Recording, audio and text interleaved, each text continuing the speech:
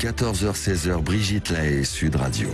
Nous sommes avec Marie-Laure Peretti, psychologue clinicienne, sexologue, et nous évoquons donc la différence de désir des femmes suivant leur parcours affectif. Nathalie, merci de réagir. Bonjour. Bonjour. Bonjour à vous et votre invité. Bonjour Nathalie. Bonjour. Alors justement, vous avez eu une baisse de libido après la naissance de votre fille, hein, c'est ça ? Oui, pendant, je dirais, 1 an ou 2, j'avoue que j'étais pas du tout, intéressée par le sexe. Hein. Alors qu'avant d'avoir ma fille, j'étais plutôt intéressée. Et c'est vrai que j'ai eu une grosse baisse de libido. J'avais pas du tout envie. Mmh. Et je me sentais, plus happée par la maternité, m'occuper de ma fille. Mmh. Et m'occuper de la maison, tout ça, plutôt que par le sexe. Mmh. Vous avez allaité votre fille ? Oui, pendant 2 mois. D'accord. Déjà, il faut savoir que quand on allaite, on a une poussée hormonale qui est très de l'ordre de la tendresse et absolument pas de l'ordre du sexuel. Hein. Donc déjà, ça c'est quelque chose que toutes les femmes doivent entendre. Ça ne veut pas dire pour ça qu'on ne peut plus faire l'amour, hein, mais c'est très fréquent que lorsqu'une femme allaite, elle est vraiment, ça coupe un petit peu son désir. Hein. D'accord.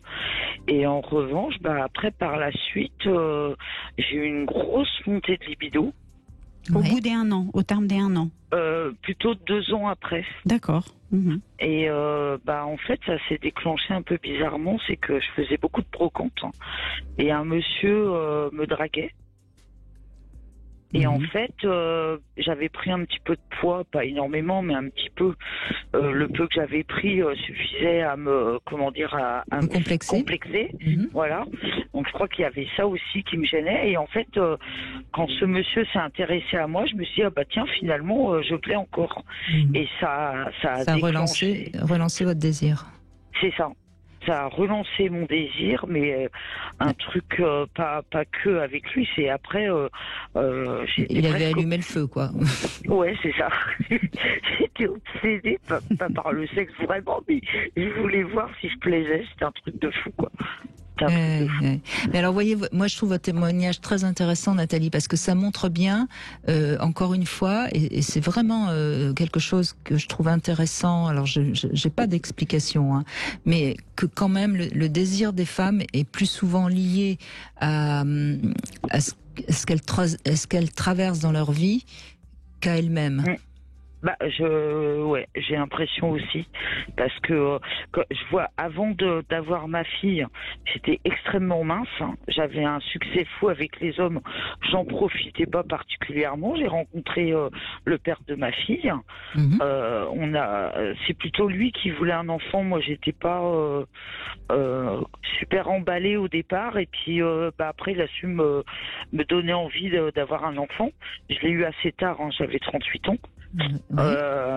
Et après j'ai pris un petit peu de poids, ça me gênait un petit peu, et puis après je me dis après c'est un petit peu normal, j'ai pris sur moi, et puis je vous dis d'un seul coup le fait d'attirer le regard, et ça m'a relancé à un tel point que j'ai trompé le père de ma fille un nombre de fois.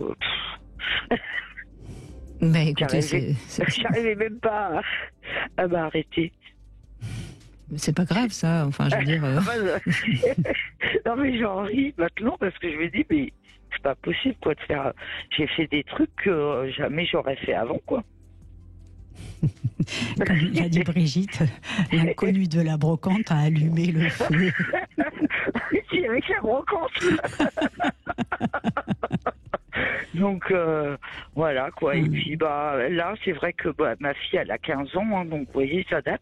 Donc ça fait 13 ans, oui, que le feu a été allumé.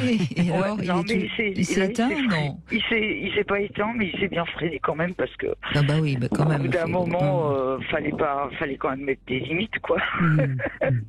Mais je crois, vous savez Nathalie, alors on peut toujours parler des hormones, on peut parler de cet homme qui allume le feu, etc. Et puis on peut aussi parler de de vous, c'est-à-dire de la femme que vous êtes devenue, apte à être mère, qui approche de la quarantaine, et qui tout d'un coup se sent suffisamment puissante pour assumer ses désirs, pour vivre des expériences sexuelles, parce que c'est maintenant, ce sera pas à 70 ans que vous pourrez les vivre, et quelque part vous avez osé transgresser beaucoup de choses, parce que bon, d'abord c'est pas si simple que ça d'accepter de très librement d'être infidèle, c'est pas si simple que ça. Enfin, je veux dire, vous avez peut-être aussi eu cette chance d'oser faire votre vie sexuelle, ce que ne font pas toutes les femmes, hein. Je pense que déjà au départ, je suis quelqu'un de très ouvert. Il y a pas grand-chose. On pourrait dire ça. Voilà, il y a pas grand-chose qui me choque. En tout cas, moi, même si avant je les faisais pas, que d'autres le fassent, ça me dérangeait absolument pas. Enfin, franchement, ça me choquait pas du tout. Et en fait, oui, mais il y a la connaissance et puis il y a l'expérience. Voilà, c'est pas mal d'avoir les deux. Voilà. Et en fait, ça rejoint ce que vous dites, c'est que prise par le temps, en me disant c'est peut-être le moment de faire tout ça. Et le pire, c'est je me suis arrêtée à cause de ça, c'est que mon mari, lui, il est pas du tout ouvert. Il est très droit, très classique. C'est pas du tout son genre d'aller faire des trucs comme ça. Et j'ai arrêté parce que je me sentais quand même un peu coupable de faire tout un tas de trucs sans lui, quoi. C'était pas... Alors, coupable vis-à-vis de lui, mais pas coupable vis-à-vis de vous-même. Ah non, pas du tout, pas vis-à-vis de moi-même, au contraire.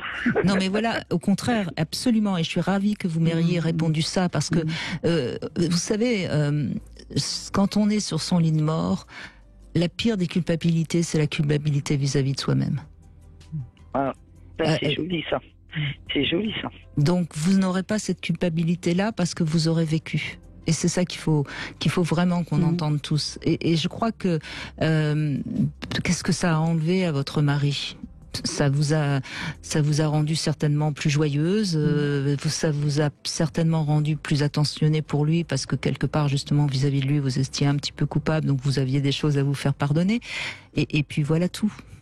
Ce qu'il y a, c'est que c'est que je me sentais coupable parce que je savais très bien que il avait pas, c'est pas le caractère, mais c'était pas du tout son genre d'accepter ce genre de choses. Mais en revanche, j'ai toujours été parfaitement loyale pour tout le reste, quoi.